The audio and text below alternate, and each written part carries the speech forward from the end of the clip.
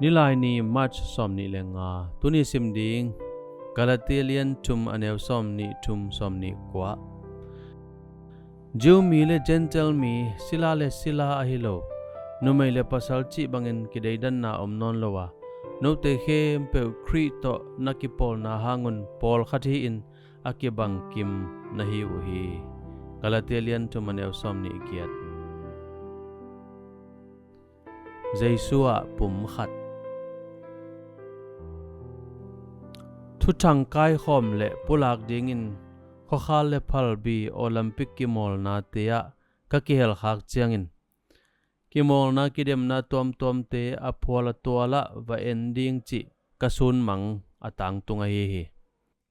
leitung gam tom pan minam tom pawnam tom ten amau gam chat ading apa toina athapiak na ote kazak chiangin honglop sangma ma hi kaneu lai pekin Olympic kimol na poite kalunglut mama tunbel akhengla kahita hi khokhal kimol hun khara pasian nungzui ding ka khen sat khit chiangin kapa tak kimol min thangte kanusiat ding pasian in hong kun ding in kangai suni ai jong in minam tom ki kai khopna nuam ka sak pen ka khe thei nai ke hi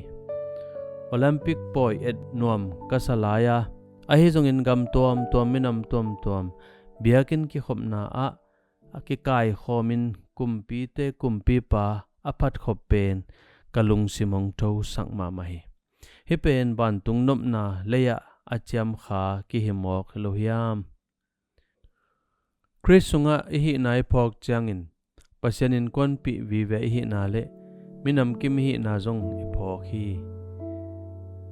Galatia Paul pite tunga Paul lai hak sunga